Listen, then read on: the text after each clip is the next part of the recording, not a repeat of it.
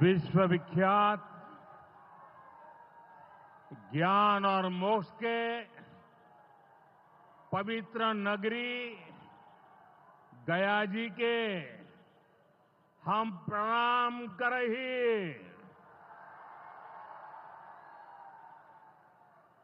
विष्णुपद मंदिर के ई गौरवशाली भूमि पर अपने सबके अभिनंदन करत ही बिहार के राज्यपाल आरिफ मोहम्मद खान जी, यहां के लोकप्रिय मुख्यमंत्री नीतीश कुमार जी,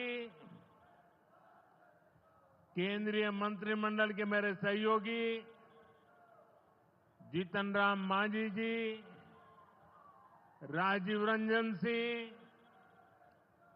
चिराग पासवान जी, रामनाथ ठाकुर जी, नित्यानंद राय जी, सतीश चंद्र दुबे जी, राजभूषण चौधरी जी, डिप्टी सीएम सम्राट चौधरी जी, विजय कुमार सिन्हा जी, बिहार सरकार के मंत्रीगण, संसद में मेरे साथी उपेंद्र कुशवाहा जी, अन्य सांसदगण और बिहार के मेरे प्यारे भाइयों और बहनों, गया जी की ये धरती अध्यात्म और शांति की धरती है।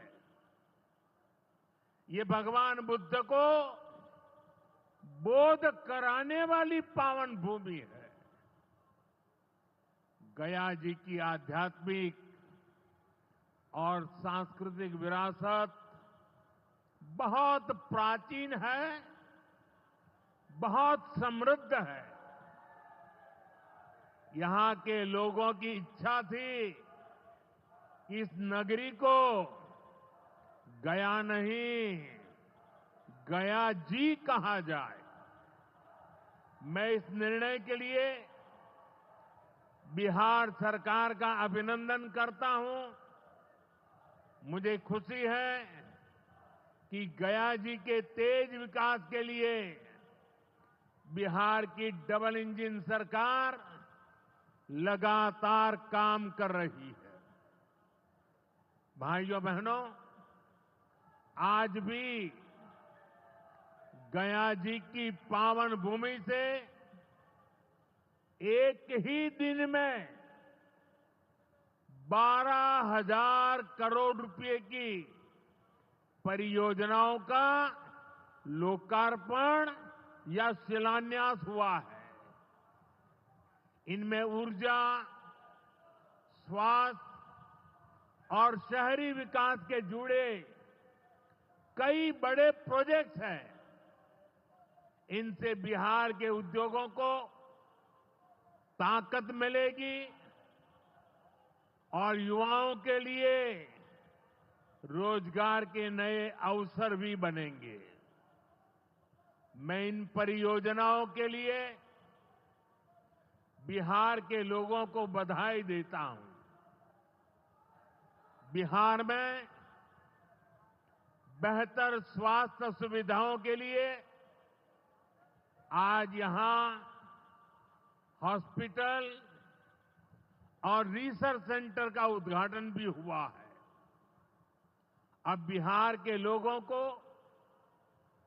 कैंसर के इलाज के लिए एक और सुविधा मिल गई है। साथियों, गरीब के जीवन से मुश्किलें दूर करना, महिलाओं के जीवन को आसान बनाना मुझे जनता जनार्दन का सेवक बनकर यही काम करने में सबसे ज्यादा खुशहाली होती है। जैसे गरीब को पक्का घर देना, साथियों,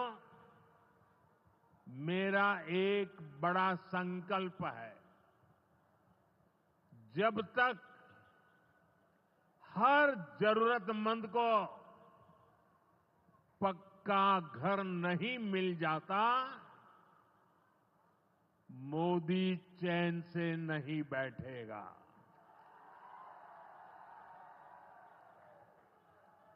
इसी सोच के साथ पिछले 11 साल में 4 करोड़ से अधिक गरीबों को पक्के घर बनाकर दे दिए गए। अकेले हमारे बिहार में 38 लाख से अधिक आवास बनाए गए। गया जिले में भी 2 लाख से अधिक परिवारों को अपना पक्का घर मिला है। और हमने सिर्फ घर यानी 4 दीवारें नहीं दी, बल्कि उन घरों के साथ गरीब को उसका स्वाभिमान दिया है। इन घरों में बिजली, पानी, शौचालय और गैस कनेक्शन की सुविधाएं दी हैं।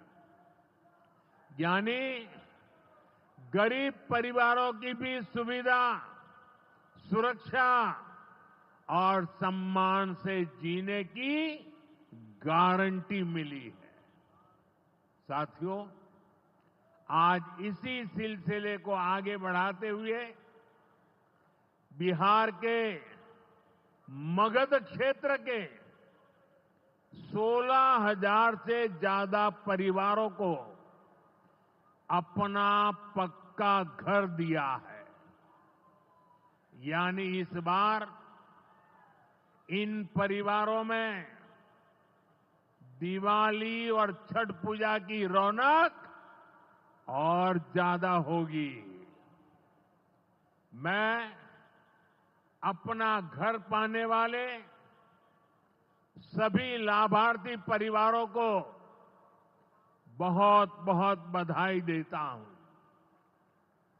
और जो लोग अब भी पीएम आवास योजना के लाभ से छूट गए हैं, मैं उन्हें विश्वास दिलाता हूं कि पीएम आवास का अभियान तब तक जारी रहेगा जब तक हर गरीब को अपना पक्का घर नहीं मिल जाता। साथियों, बिहार चंद्रगुप्त मौर्य और चाणक्य की धरती है। जब जब किसी दुश्मन ने भारत को चुनौती दी है, बिहार देश की ढाल बनकर खड़ा हुआ है। बिहार की धरती पर लिया हुआ और संकल्प, ये धरती की ताकत है। इस धरती पर लिया गया हर संकल्प कभी खाली नहीं जाता। और इसलिए तो भाइयों बहनों, जब कश्मीर के पहलगाम में आतंकी हमला हुआ था, हमारे निर्दोष नागरिकों को उनका धर्म पूछ करके मारा गया, मैंने बिहार की इसी धरती से आतंकवादियों को मिट्टी में मिलाने की बात कही थी। आज दुनिया देख रही है, बिहार की धरती से लिया गया वो संकल्प पूरा हो चुका है। आपको याद होगा, उधर से पाकिस्तान हम पर ड्रोन हमले कर रहा था, मिसाइलें दाग रहा था और इधर भारत पाकिस्तान की मिसाइलों को हवा में तिनके की तरह बिखेर रहा था। पाकिस्तान की एक भी मिसाइल हमें नुकसान नहीं पहुंचा पाई। साथियों, ऑपरेशन सिंदूर ने भारत की रक्षा नीति की नई लकीर खींच दी है। अब भारत में आतंकवादी भेजकर हमले करा के कोई बच नहीं सकेगा। आतंकवादी चाहे पाताल में क्यों न छिप जाए, भारत की मिसाइलें उन्हें दफन करके रहेगी। साथियों, बिहार का तेज विकास केंद्र की एनडीए सरकार की बहुत बड़ी प्राथमिकता है। इसलिए आज बिहार चौतरफा विकास के रास्ते पर आगे बढ़ रहा है। बीते वर्षों में पुरानी समस्याओं के समाधान तलाशे गए हैं और नई प्रगति के रास्ते भी बनाए गए हैं। आप याद करिए, लालटेन राज में यहां कैसी दुर्दशा थी। लालटेन राज में एक क्षेत्र लाल आतंक से जकड़ा हुआ था।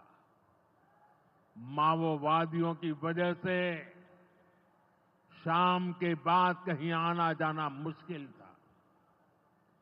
गया जी जैसे शहर लालटेन राज में अंधेरे में डूबे रहते थे। हजारों गांव ऐसे थे जहां बिजली के खंभे तक नहीं पहुंचे थे। लालटेन वालों ने पूरे बिहार के भविष्य को अंधेरे में धकेल दिया था। न शिक्षा थी, न रोजगार था। बिहार की कितनी पीढ़ियों को इन लोगों ने बिहार से पलायन के लिए मजबूर कर दिया था। साथियों, बिहार के लोगों को आरजेडी और उनके साथी सिर्फ अपना वोट बैंक मानते हैं। उन्हें गरीब के सुख दुख, गरीब के मान सम्मान से कोई मतलब नहीं है। आपको याद होगा, कांग्रेस के एक मुख्यमंत्री ने मंच से कह दिया था कि अपने राज्य में बिहार के लोगों को घुसने नहीं देंगे। बिहार के लोगों से कांग्रेस की इतनी नफरत, बिहार के लोगों के प्रति इतनी घृणा, और कोई भूल नहीं सकता। कांग्रेस का बिहार के लोगों के प्रति त्याग, जो दुर्व्यवहार देखने के बाद भी यहां आरजेडी वाले गहरी नींद में सोए पड़े थे। भाइयों बहनों, बिहार की एनडीए सरकार कांग्रेस और इंडी गठबंधन वालों के इस नफरती अभियान का जवाब दे रही है। बिहार के बेटे बेटी को यहीं पर रोजगार मिले, सम्मान की जिंदगी मिले, मां बाप की वो देखभाल कर सके, इसी सोच के साथ हम काम कर रहे हैं। अब बिहार में बड़े बड़े प्रोजेक्ट बन रहे हैं। गयाजी जिले के डोभी में बिहार का सबसे बड़ा इंडस्ट्रियल एरिया तैयार हो रहा है। गयाजी में एक टेक्नोलॉजी सेंटर की स्थापना भी की जा रही है। आज ही यहां बक्सर थर्मल प्लांट का, पावर प्लांट का शुभारंभ भी हुआ है। कुछ ही महीने पहले मैंने औरंगाबाद में भी Navinagar super thermal power project की आधारशिला रखी थी। भागलपुर के पीरपैंती में भी नया थर्मल पावर प्लांट बनेगा। इस पावर प्लांट से बिहार में बिजली की आपूर्ति बढ़ेगी। और आप सब जानते हैं, जब बिजली उत्पादन बढ़ता है तो क्या होता है? घरों में बिजली की सप्लाई बढ़ती है और उद्योगों को भी ज्यादा से ज्यादा बिजली मिलती है और इससे भी रोजगार के नए मौके बनते हैं। साथियों, बिहार के युवाओं को पक्की सरकारी नौकरी देने के लिए नीतीश जी ने बड़ा अभियान चलाया हुआ है। ये नीतीश जी हैं, तभी यहां शिक्षकों की भर्ती भी पूरी पारदर्शिता से हुई। साथियों, यहां के नौजवानों को ज्यादा से ज्यादा संख्या में बिहार में ही रोजगार मिले, उन्हें नौकरी के लिए पलायन न करना पड़े, इसमें केंद्र सरकार की एक नई योजना से भी बहुत बड़ी मदद मिलने वाली है। अभी पिछले सप्ताह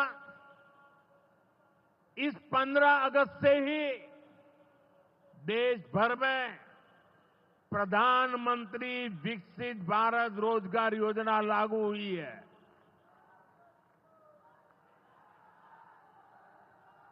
इसके तहत हमारे युवा जब निजी क्षेत्र में पहली नौकरी करेंगे तो केंद्र सरकार उन्हें अपने पास से 15,000 रुपये देगी। जो प्राइवेट कंपनियां युवाओं को रोजगार देगी, उन्हें भी अलग से पैसे सरकार देगी। इस योजना का बहुत बड़ा लाभ बिहार के मेरे युवाओं को भी होगा। साथियों, हमारे देश में कांग्रेस हो, आरजेडी हो, इनकी सरकारों ने कभी जनता के पैसे का मोल नहीं समझा। इनके लिए जनता के पैसे का मतलब रहा है खुद की तिजोरी भरना। इसलिए कांग्रेस आरजेडी की सरकारों में सालों साल तक परियोजनाएं पूरी नहीं होती थी। कोई योजना जितनी लटकती थी उतना उसमें ये पैसे कमा लेते थे। अब इस गलत सोच को भी एनडीए सरकार ने बदल दिया है। अब शिलान्यास के बाद कोशिश होती है जल्द से जल्द समय सीमा में उस काम को पूरा करने के लिए सफल प्रयास किया जाए। आज का एक कार्यक्रम इसका भी एक शानदार उदाहरण है। औंटा सिमरिया सेक्शन का शिलान्यास करने का सौभाग्य बिहार के लोगों ने मुझे दिया था। और आप लोगों की कृपा देखिए, आप लोगों का प्रेम देखिए कि जिस ब्रिज का शिलान्यास आपने मुझे करने के लिए कहा, आज इसका लोकार्पण करने का अवसर भी आपने मुझे दिया है। ये पुल सिर्फ सड़कों को नहीं, पूरे उत्तर और दक्षिण बिहार को जोड़ने का काम करेगा। जो भारी वाहन पहले गांधी सेतु से होकर 150 किलोमीटर का लंबा चक्कर काटते थे, अब सीधा रास्ता पाएंगे। इससे व्यापार तेज होगा, उद्योगों को ताकत मिलेगी और तीर्थयात्रियों का भी पहुंचना आसान होगा। विकास के जिन प्रोजेक्ट की नींव एनडीए सरकार में रखी जाती है, वो पूरा होकर रहेंगे, ये बात पक्की है। साथियों, एनडीए की डबल इंजन सरकार यहां रेलवे के विकास के लिए भी तेजी से काम कर रही है। अमृत भारत स्टेशन योजना के तहत गयाजी रेलवे स्टेशन को आधुनिक बनाया जा रहा है। इससे गयाजी रेलवे स्टेशन पर यात्रियों को एयरपोर्ट जैसी सुविधाएं मिलेगी। आज गया वो शहर है जहां राजधानी, जनशताब्दी और made in India Vande Bharat ट्रेनों की सुविधा उपलब्ध है। गया जी सासाराम, प्रयागराज, कानपुर होते हुए दिल्ली तक सीधा कनेक्शन बिहार के युवाओं को, यहां के किसानों को, यहां के व्यापारियों के लिए नई संभावनाएं बना रहा है। भाई और बहनों, आपके आशीर्वाद से, देश के अटूट भरोसे के कारण साल 2014 में प्रधानमंत्री के तौर पर शुरू हुआ मेरा सेवा काल, ये सेवा काल निरंतर जारी है।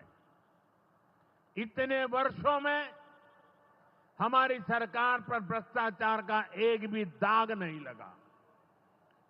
जबकि आजादी के बाद कांग्रेस की सरकारें जो 60-65 साल तक सरकार में रही है, उनके भ्रष्टाचार की लंबी लिस्ट है।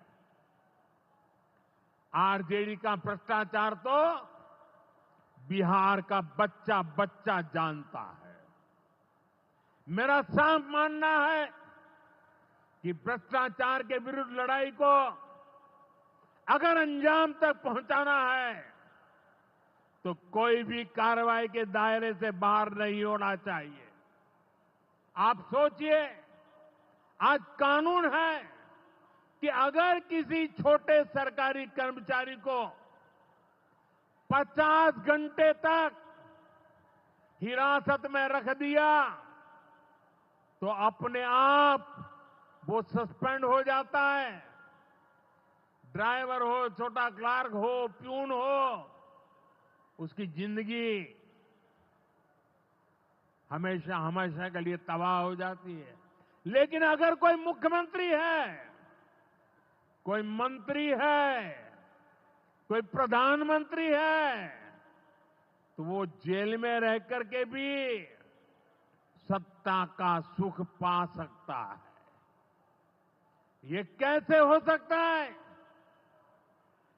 हमने कुछ समय पहले ही देखा है कि कैसे जेल से ही फाइलों पर साइन किए जा रहे थे, जेल से ही सरकारी आदेश निकाले जा रहे थे। नेताओं का अगर यही रवैया रहेगा तो ऐसे भ्रष्टाचार के विरुद्ध लड़ाई कैसे लड़ी जा सकती है। साथियों, संविधान हर जनप्रतिनिधि से ईमानदारी और पारदर्शिता की उम्मीद करता है। हम संविधान की मर्यादा को तार तार होते नहीं देख सकते। इसलिए एनडीए सरकार भ्रष्टाचार के खिलाफ एक ऐसा कानून लाई है जिसके दायरे में देश का प्रधानमंत्री भी है। इस कानून में मुख्यमंत्री और मंत्रियों को भी शामिल किया गया है। जब ये कानून बन जाएगा तो प्रधानमंत्री हो या मुख्यमंत्री या फिर कोई भी मंत्री, उसे गिरफ्तारी के 30 दिन के अंदर जमानत लेनी होगी और अगर जमानत नहीं मिली तो 31वें दिन उसे कुर्सी छोड़नी पड़ेगी।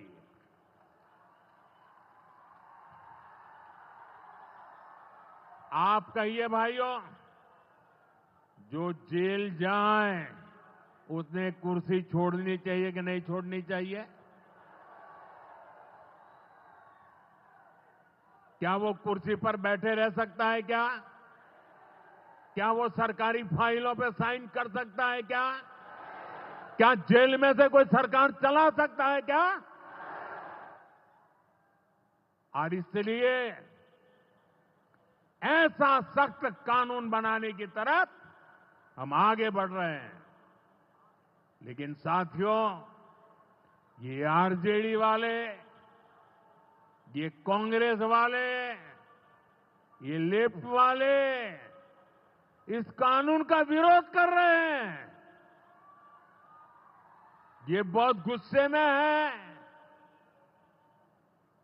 और कौन नहीं जानता उनको किस बात का डर है। जिसने पाप किया होता है वो अपने पाप को दूसरों से छुपाता है, लेकिन खुद को भीतर से जानता है कि क्या खेल खेला है। इन सब का भी यही हिसाब है। ये आरजेडी और कांग्रेस वाले कोई बेल पर बाहर है, कोई रेल के खेल में अदालत के चक्कर लगा रहा है और जो जमानत पे बाहर घूम रहे हैं भी आज इस कानून का विरोध कर रहे हैं। इन्हें लगता है कि अगर ये जेल चले गए तो इनके सारे सपने चकनाचूर हो जाएंगे और इसलिए सुबह शाम ये लोग मोदी को भांति भांति की गाली दे रहे हैं और इतने बौखलाए हुए हैं कि इस जनहित के कानून का विरोध कर रहे हैं। हमारे राजेंद्र बाबू, बाबा साहब आंबेडकर ने कभी सोचा भी नहीं था, कभी कल्पना भी नहीं की होगी कि सत्ता के भूखे लोग भ्रष्टाचार करेंगे और जेल जाने पर भी कुर्सी से चिपके रहेंगे। लेकिन अब भ्रष्टाचारी जेल भी जाएगा और उसकी कुर्सी भी जाएगी। भारत को भ्रष्टाचार से मुक्त होने का संकल्प देश के कोटि कोटि लोगों का है।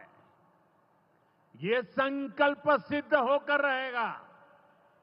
साथियों, मैंने लाल किले से एक और खतरे की बात की है और ये खतरा बिहार पर भी है। देश में घुसपैठियों की बढ़ती संख्या चिंता का विषय है। बिहार के सीमावर्ती जिलों में तेजी से डेमोग्राफी बदल रही है। इसलिए एनडीए सरकार ने तय किया है कि देश का भविष्य घुसपैठियों को नहीं तय करने देंगे। घुसपैठियों को बिहार के युवाओं के रोजगार नहीं छीनने देंगे। जिन सुविधाओं पर भारतीय लोगों का अधिकार है, उस पर घुसपैठियों को डाका नहीं डालने देंगे। इस खतरे से निपटने के लिए